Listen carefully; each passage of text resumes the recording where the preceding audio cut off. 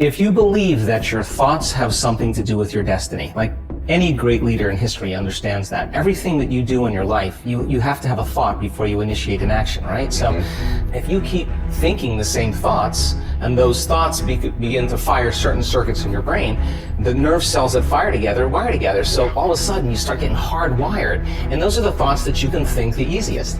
At the same time, those thoughts produce chemicals called emotions. And the next thing you know, your body gets accustomed to living by the same emotions. And it could be guilt, it could be unhappiness, it could be pain. But at least it's familiar to you, at least you can predict it. So some people would rather cling to the familiar than take a chance on possibility. So for most people then, they say, well, I don't really see how my thoughts have anything to do with my destiny. Well, that's because 95% of those thoughts are subconscious programs, right? So you're not even conscious that you think those thoughts. So the first step to change is starting to think about what you've been thinking about and change it. Most people, though, when you do that, when you decide to really take a look, it's like lighting a match in a dark place. So you feel uncomfortable. So it's easier to turn on your TV. It's easier to play with your cell phone, to distract yourself from those feelings. Well, when you understand that change really requires becoming uncomfortable to a certain degree, and that's normal, that you're leaving the known and you're stepping into the unknown, then it begs the question, what thoughts do you want to fire and wire in your brain? Because your attention on those thoughts begins to reorganize circuitry, remold the brain. Most people are waiting for their life to change so they can feel gratitude, to feel abundance, to feel whole. You know, that's the old model of cause and effect, you know. So if you're living with emptiness, you're living with lack, you're living with pain, most people have been conditioned that something out there has to take away this emptiness or feeling inside of them. But if you believe that you're creating your life and you're living by lack, well, lack isn't going to create abundance, right? So then it makes sense then that you don't really actually create wealth, you generate wealth, you generate abundance. So the moment you start teaching your body emotionally what that future is going to feel like before it's made manifest, well, your body, as the unconscious mind, believes it's living in that future in the present moment. Now, it's a scientific fact that it's the environment that signals the gene, okay? The end product from an experience in the environment is an emotion. So when you begin to embrace an elevated emotion, you're beginning to signal the gene ahead of the environment. What's the importance of that? Well, genes make proteins, and proteins are responsible for the structure and the function of your body. And the expression of proteins is the expression of life. So by you creating an elevated emotion and teaching your body what that future will feel like before it's made manifest, your body's starting to live in that future reality in the present moment. Now here's the key.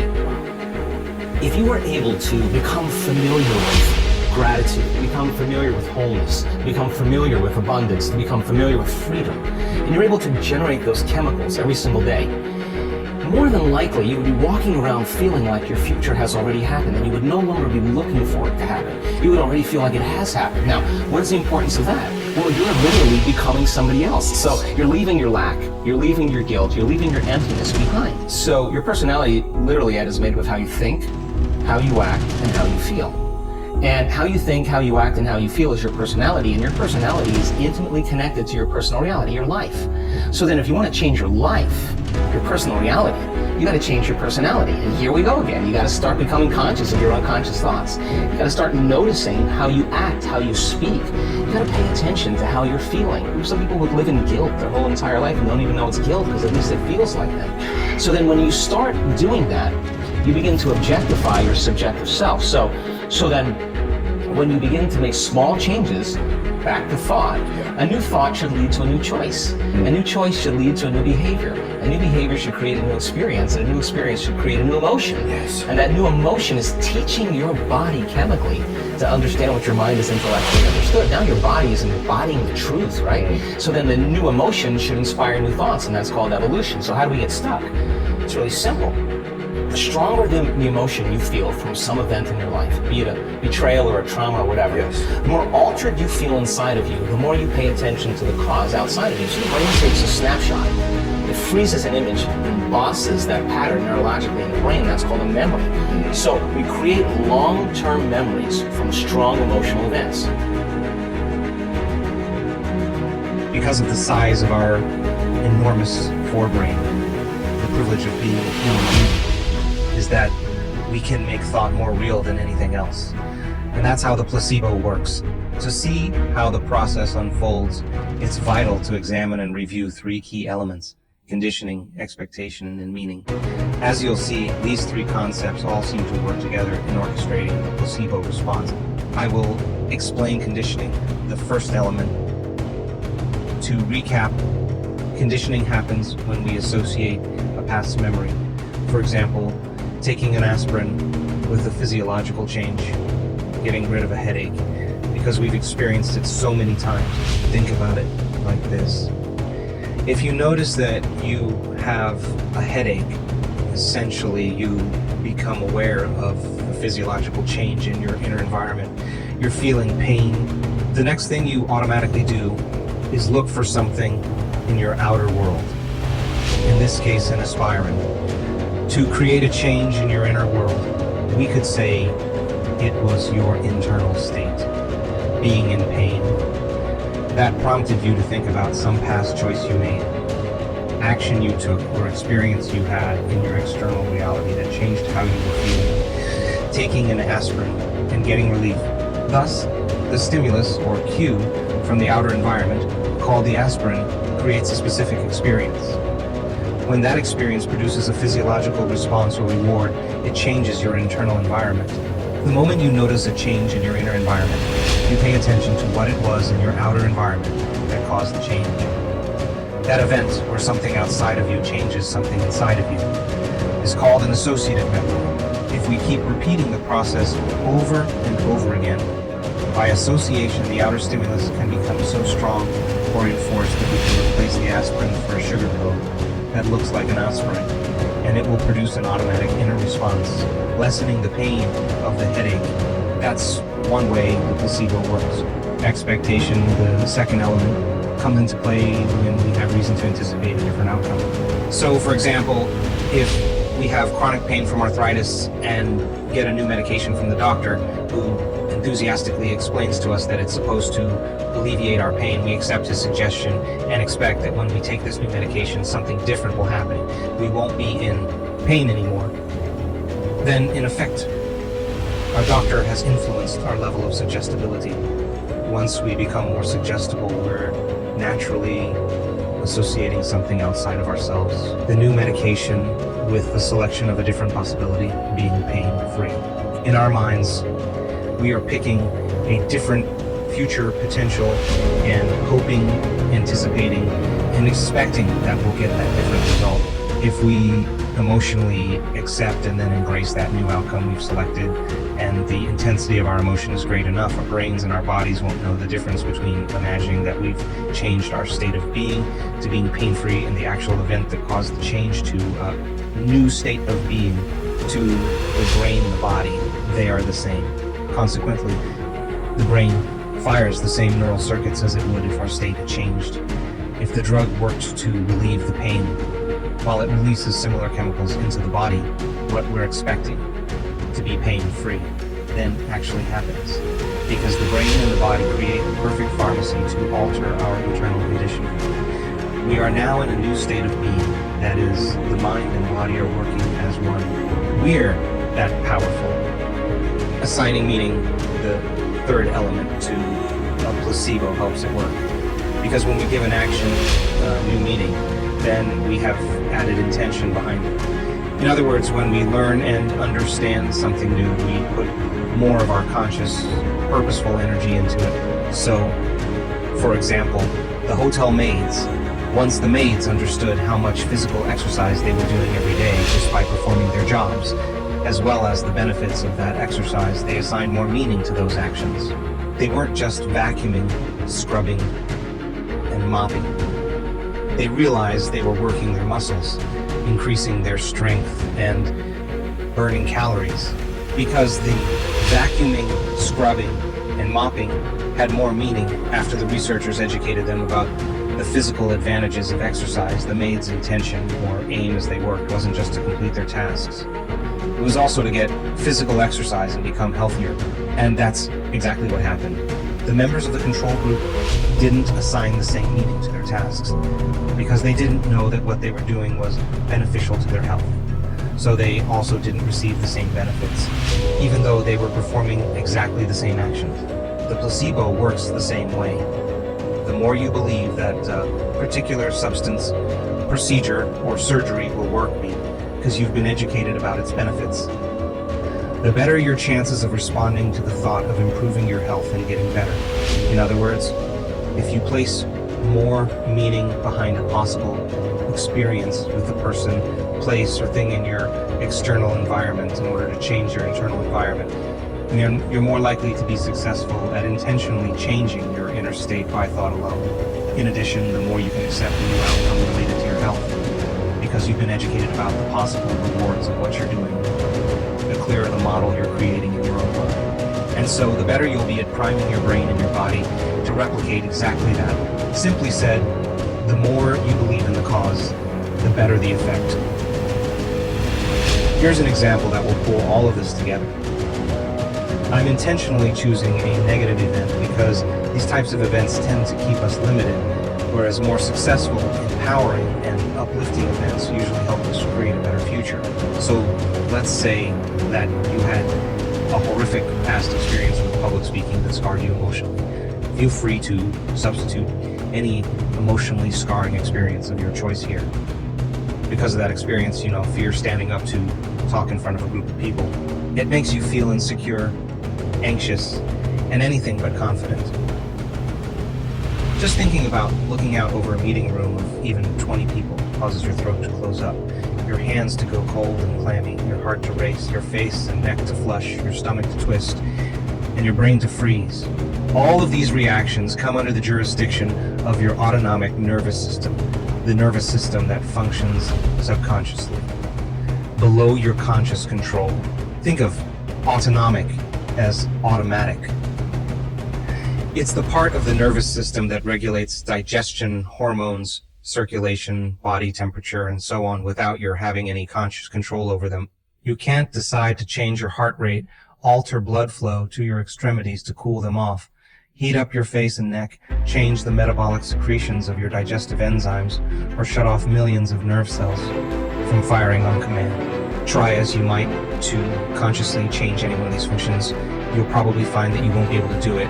So when your body makes these autonomic physiological changes, it's because you have associated the future thought of standing in front of an audience, delivering a presentation with the past emotional memory of your flawed public speaking experience. And when that future thought, idea, or possibility is consistently associated with the past feelings of anxiety, failure, or embarrassment, in time the mind will condition the body to respond automatically to that feeling. This is how we continuously move into familiar states of being. Our thoughts and feelings become one with the past because we can't think greater than how we feel. Now let's take a closer look at how that works inside your brain. The particular event that was embossed and patterned neurologically as a past memory. Remember, experience enriches brain circuitry, becomes physically wired in your brain, just like a footprint. As a consequence, you can retrace your steps and recall the negative public speaking experience as a thought. In order for you to remember it on command, the experience must have had a significant enough emotional charge as well. So you can also emotionally bring to mind all of the feelings related to your foiled attempt to be a successful orator, because it seems as though you were chemically altered from the experience. I want to point out that feelings and emotions are the end products of past experiences. When you're caught up in an experience, your senses capture the event and then relay all of that vital information back to your brain through 5 different sensory pathways. Once all of that new data reaches the brain, mobs of nerve cells organize into fresh networks to reflect the novel external event. The moment those circuits gel, the brain makes a chemical to signal the body and alter its physiology. That chemical is called a feeling or an emotion. Thus, we can remember past events because we can remind ourselves of how they felt. So when your lecture went amiss, all of the information that your 5 senses were picking up in your external environment changed how you were feeling in your inner environment. The information that your senses were processing, the sight of the faces in the audience, the expansiveness of the room, and the bright lights above your head, the echoing sound of the microphone and the deafening silence after your first attempt to film. the immediate rise in the room's temperature, the moment you started talking, the smell of your old cologne evaporating from your own perspiration changed your inner state of being, and the moment you correlated this unique event in your outer world of the senses, the cause with the changes going on in your inner world of thoughts and feelings, the effect, you created a memory.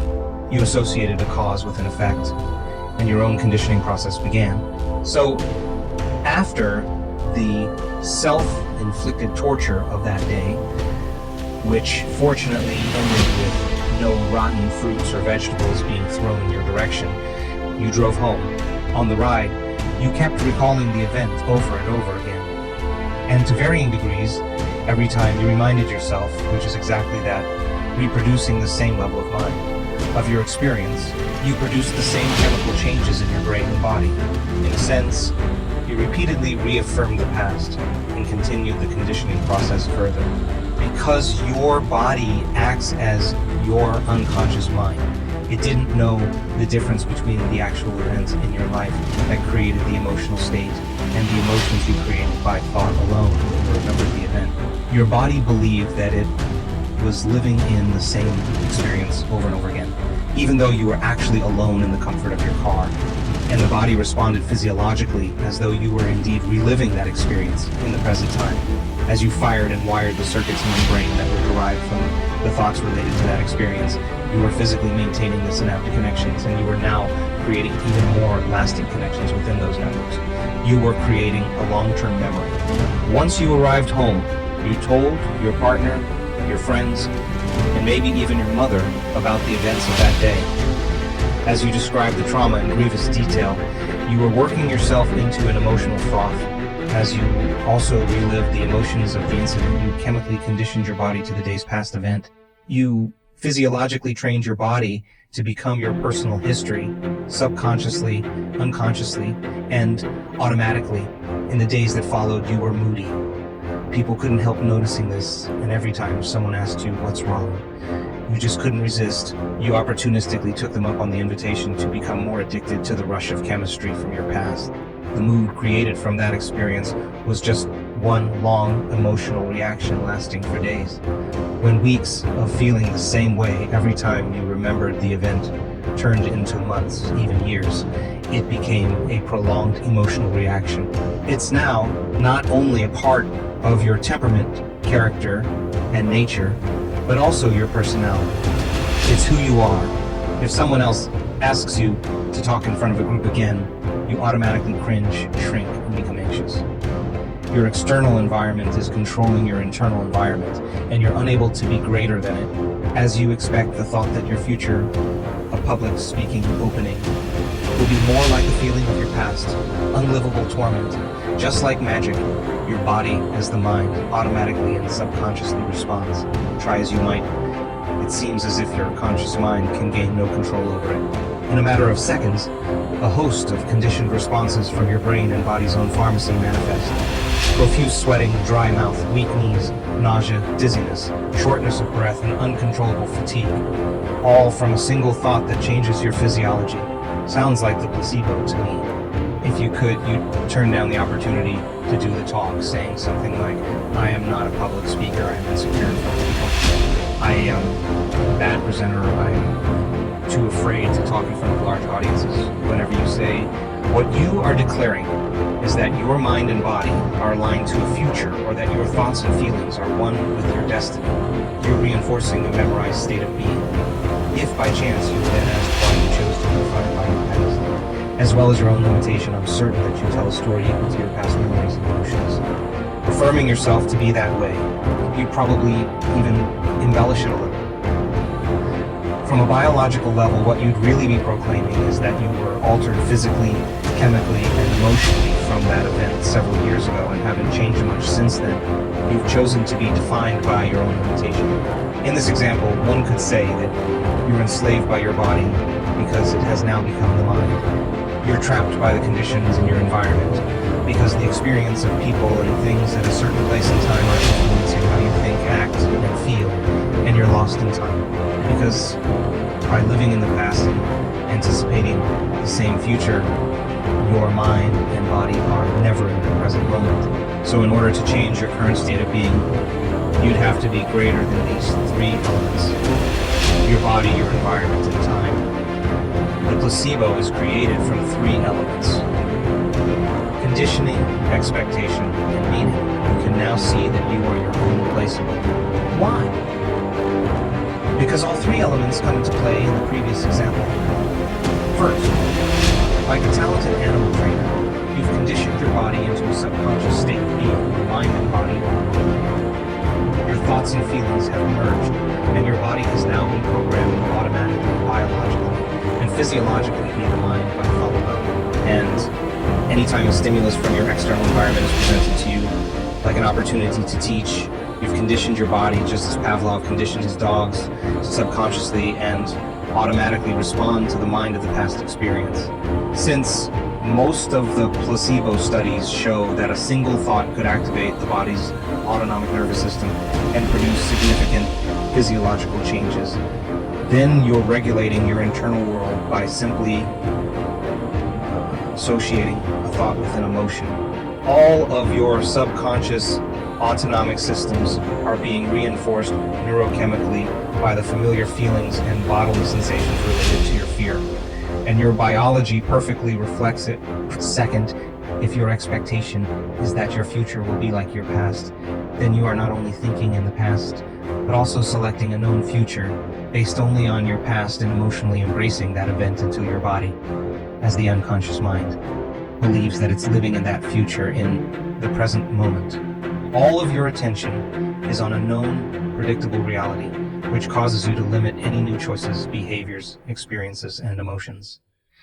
You're unconsciously forecasting your future by physiologically clinging to the past. Third, if you assign meaning or conscious intention to an action, the result is amplified. What you're telling yourself on a daily basis. In this case, that you're not a good speaker and that public speaking elicits a panic reaction is what has meaning to you. You've become susceptible to your own auto-suggestions, and if your present knowledge is based on your own conclusions from past experiences, then without any new knowledge, you'll always keep creating the outcome that's equal to your mind. Change your meaning, change your intention, and change the results. So whether you've been trying to affect positive change to create a new state of being, or you've been running on autopilot and staying stuck in the same old state of being, the truth is that you've always been your own placebo.